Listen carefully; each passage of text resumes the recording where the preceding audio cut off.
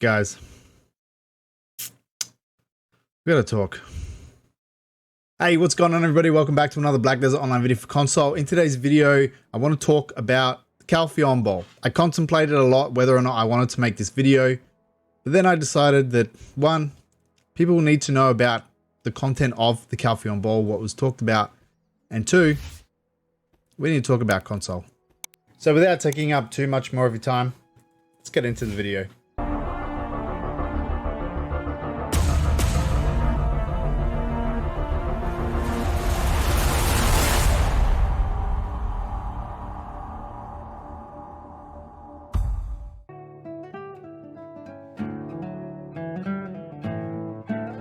This is good. I could listen to this for a while. I don't know what this is. This is not good. Let's stop this. One thing I will say is I don't know why companies insist on showing us all this COVID stuff. COVID safe events. We don't care. You don't need to show us this. Don't show us this. So the first thing that they showed us as part of the Calpheon Ball, a new area has been announced. And this is basically with this brings in a new spawn location. For those of you who've been playing the game a while, you know there's only one current spawn zone in the game, and that is the stone chamber over towards Velia. So with the snow area, this is going to bring in a new spawn location, which is really cool. I thought this area was really unique because obviously there's no other spawn locations in the game. So I thought this was probably a pretty cool idea. So they did show us that this was actually usable for brand new players. You can do this on a level 1 account. You don't need to have any idea about what you're doing in the game. They showed us the starting point, and the talking to the NPCs and all this sort of stuff. So I really liked this part of it. I thought this was really cool. When can we see this kind of content? We're probably not going to see this for a while, guys. Let's be real. PC Career have got to get it. Then PC, EU, NA have got to get it. And then consoles, lucky last, and who even knows? Who even knows?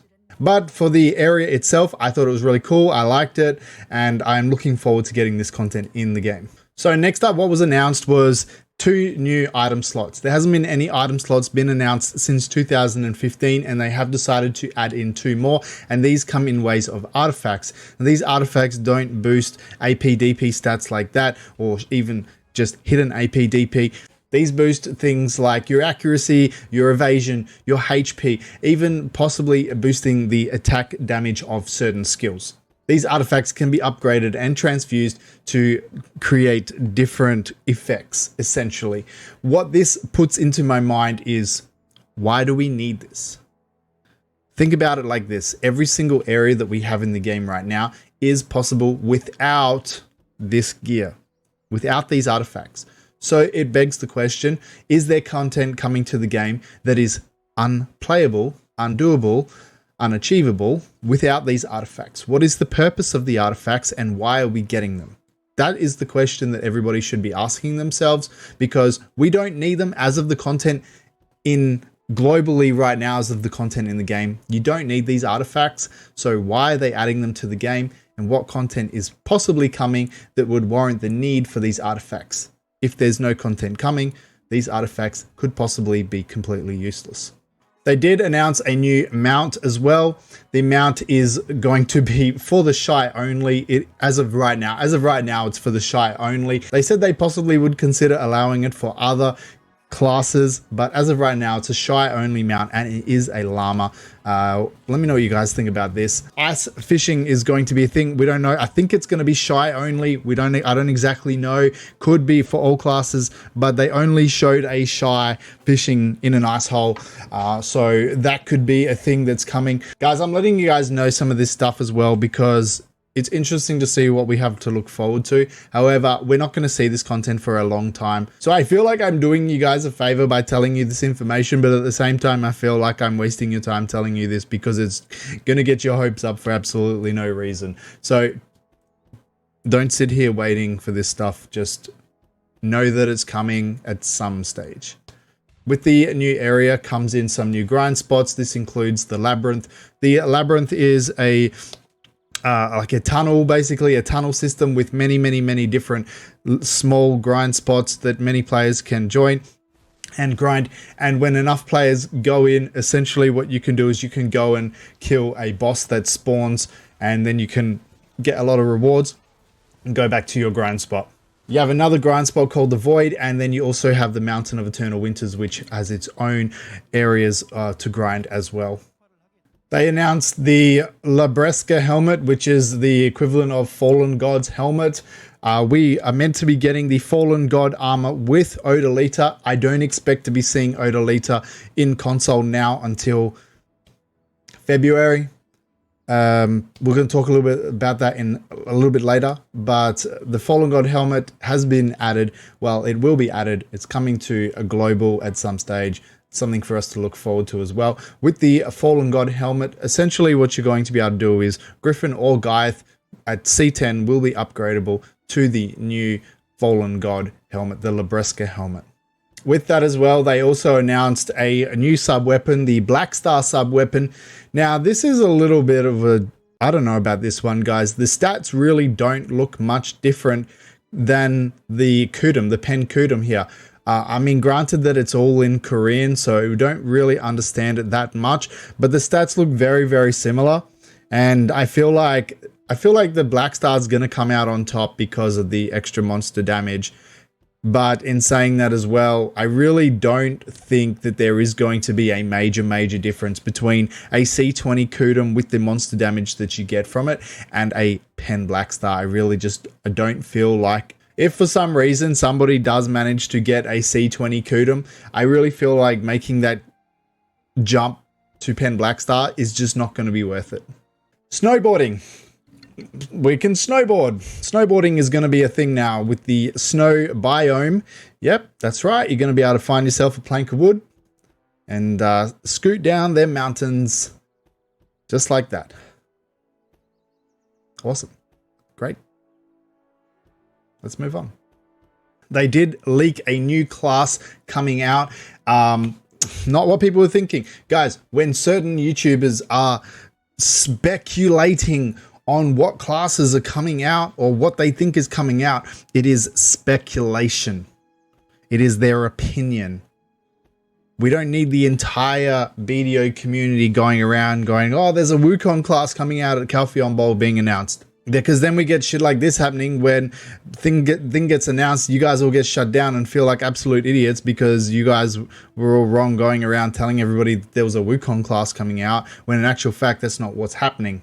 They said that a class like Wukong was in the works for the future, but as of right now, there is zero new classes being worked on for release anytime soon. They leaked a picture of this class.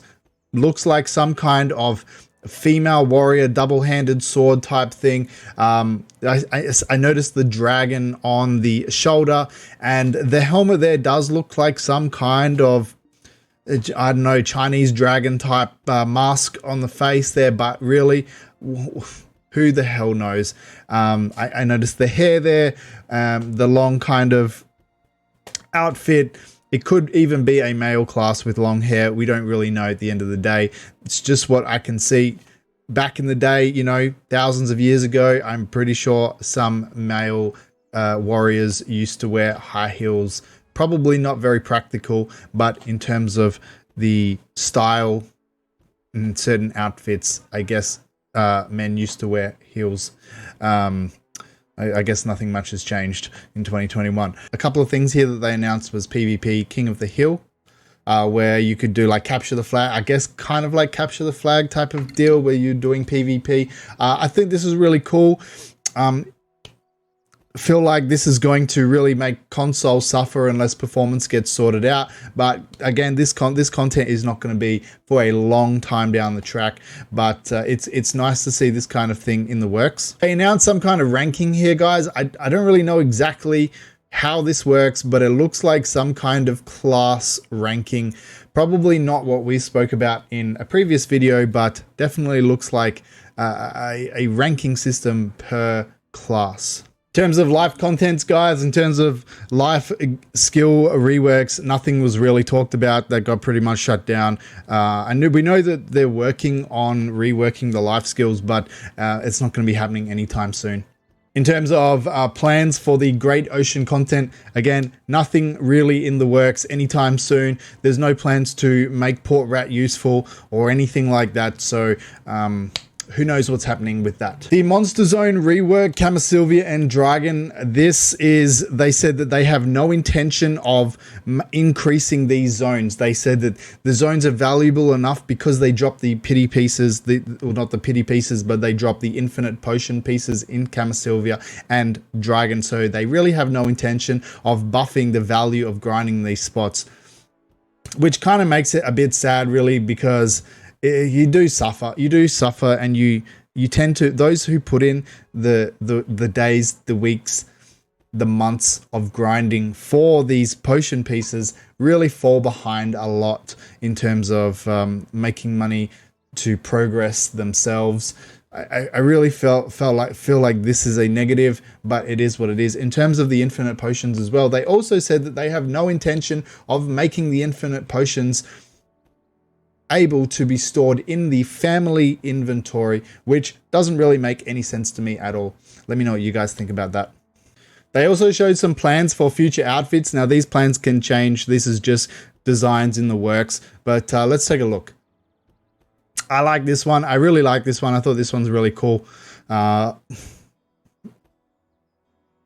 This one's really cute. The little family there with we know that the Shy is not a kid, let's be real, but it kind of looks like a little family. Yeah, this one's really cool. The whole like Chinese kind of theme there, I like it. The Berserker one looks really cool as well with the wolf kind of head. Really like that one. Again, I don't know what the deal is with the male female Shy kind of family theme going on here. We know Shy's not a kid, so somebody explain this to me. I don't understand it. All right, one thing that was announced was the skill add-ons is now going to be viewable in the skill window. This is something that I actually mentioned to somebody, I don't know, a week ago or something like that. Why isn't this in? Why can't we? I think it was on stream. I think I was actually on stream. I was talking to somebody about it. I said, we can't view the skill add-ons in our skill window, which didn't really make any sense, but that's the thing that's coming. So you guys, a new UI change there. You're going to be able to see all of your skill add-ons from your main skill window, which is a little bit of a quality of life there. You can keep an eye on those. I quite like that change. Okay, one thing that I will say, they did this Q&A in the middle of the ball, and this Q&A was terrible. This Q&A went for 2 hours, and it was really unorganized. They had a bunch of people talking in a whole different bunch of languages. They had to get translators to come on and translate from that language to Korean and then translate from Korean to English. I don't know why they didn't just make it a requirement that everybody that was there spoke either English or Korean, just to make everybody's life easier. But speaking in multiple different languages kind of slowed down the entire process. We were sitting there for a few minutes, 5 minutes, waiting for a translator to come so they could translate somebody and then translate that to Korean and then translate it again to English. And it really slowed down the entire process. I will say that some of the questions were really subpar. I felt like this was probably a good opportunity to ask some serious questions, and we got questions that were really kind of just a little bit sad and pathetic, and not really much effort put into the questions, which is really unfortunate. One thing about the Q&A too, the love that console, we got 2 questions for console. That was in the entirety of that 2-hour Q&A, 2 questions for console, and one of them was about the performance of console, but in Pelabis fashion, we didn't really get much of an answer. We said that the current content was too much for the CPUs to handle with the assets that are in the game, and they're working on lowering the file size of these assets so that the hardware in the consoles wouldn't be under so much load, and thus reducing the amount of crashes that are in the game. That's the extent of the answer that we got. And that's basically as much attention as console got the entire 4-hour event. So the Q&A was probably around the middle of the ball. It was really just, it wasn't at the end of the ball. It was right in the middle of it. and the ball itself started for me at 2 a.m. So around 4:30 in the morning was when this Q&A started, and it was incredibly boring, and I was falling asleep. I was really struggling to stay awake. Really it was just out of place. It should have been at the end or in an entirely separate event. This was a global event where Pearl Abyss had an opportunity to talk about some serious things, and 2 hours of this event was taken up by this really unorganized and poorly planned Q&A. So last year's ball, actually the last 3 bowls that they've had, this is the sort of stuff that they've had. They've had these like mini concerts and things like that. They've made it a party. They made an event of it. This is what the Calpheon Ball, this is what the Hideout Ball should be. It's a party. It's a celebration. It's an event. This is the sort of stuff they should have, not some boring ass Q&A that makes people fall asleep.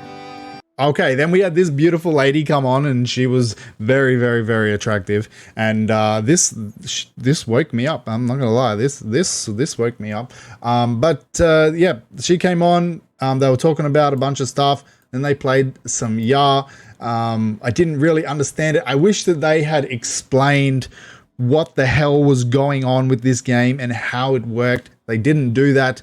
We were sitting there trying to figure it out for ourselves. Of course, it's in Korean. I have absolutely nothing against it being in Korean. It just would have been nice, considering that a majority portion of the people playing this game speak English, and it would have been nice for them to just explain to us how the hell this game works instead of us trying to figure it out for ourselves. But this is something that we have to look forward to at some stage. I don't exactly know when.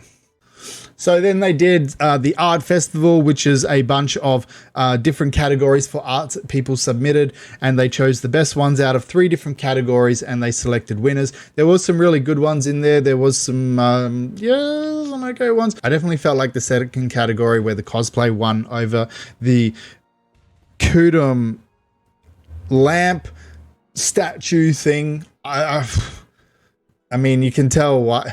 We all know why people voted for that one, and it was a little bit of it. I mean, look, she's good looking, definitely good looking.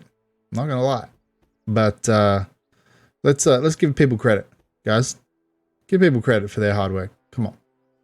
And then we had another concert to wrap up the bowl, and that's pretty much all that there was left over. A couple of things that were also brought up. They did talk about private servers, where guilds would be able to hire servers, and your guild could grind on a server privately without worrying about other players. One other thing that they touched on was tier 5 pets, guys. Tier 5 pets are being worked on, but they basically said that it's not coming out anytime soon. So for those of you asking for tier 5 pets, just save yourself your breath. You're not getting tier 5 pets. Well, probably eventually, but not for a long time. Okay, so let's talk about everything else. Really, like I said, guys, the Q&A was way too long. It was really unorganized. It was really boring. Like I said, I know not everybody's on my time zone, but for those of you people who were unfortunate enough to have a time zone where the Calpheon Ball started at 2 o'clock in the morning, it was a really bad idea to put a 2-hour Q&A in the middle of the ball. I felt like this Calpheon Ball just felt really kind of half-assed. Comparing it to the last 3 balls, where, like I said, it was a party, it was an event, it was a celebration, it was fun, there was things that was going on, lots of really good music, you could tell the energy coming out was just different in the last 3, and then this one just seemed cheap. And cheap is probably the best word that I could use to describe it, because it just looked like they didn't really put any effort into it. As for console, 4-hour event, console got 2 questions in the Q&A. That's it. That's all we got. And it's incredibly disappointing, because with all of the issues that are going on with console right now, it would have been really nice to have some kind of attention. This was a PC console event. For those of you that want to see the thumbnail of the event, 2021 Black Desert PC Cross Console. This was a PC console event. Console got 5 minutes in a 4-hour event with 2 half-assed questions that we got really no information on. And it's really frustrating and really disappointing because this was an opportunity for them to talk about console on a global stage. This was an opportunity for them to give us something, just give us something. They could have talked about the performance of console in more detail. They could have let us know what was happening, what the issues were, what their plans were to fix the issues. They could have talked about the direction that console was heading in. They could have talked about their plans for console in the future. They could have talked about a possible roadmap for console. They could have talked about all of these things, but they did nothing. Absolutely nothing. And it was really disappointing. And it's really upsetting. I know that I'm not the only person that's upset about this. But those of you who watch other content creators from console, go ahead and ask them what their thoughts were on the Calpheon Ball if they haven't done a video about it already. And then see if their answers are different to mine. I just feel like console's constantly getting let down.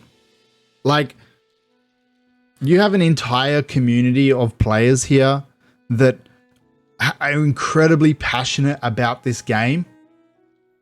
And then to have so many people turn up to this event and watch the entire 4-hour event, and the only thing that they felt that we were worthy of was 2 questions out of a 2-hour Q&A in a 4-hour event. Like, it's very disrespectful to the players. It's very disrespectful to the players.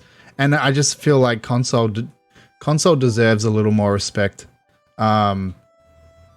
I definitely feel like console deserves a little more respect, because that's ultimately, it feels like a bit of a kick in the teeth, really. That's the truth. That's how I feel. I'm very disappointed. I'm not angry. I'm disappointed, and I expected more. I mean, okay, I didn't expect much, but I expected more than what we got. And I don't like being like this, guys. I don't like being negative, and I don't like being sad, and I don't like sounding depressed. And I like being positive, and I like putting out good content, and I like trying to inspire the company. Given that I have the tiniest voice, I still feel like I'm trying to inspire the company to make positive changes. And then it just feels like it just constantly gets thrown in our face. So anyways, guys, look, I'm going to wrap up there. Essentially, console got nothing, and we're not going to get anything for a very long time. That's ultimately what the wrap up was for the Calpheon Ball.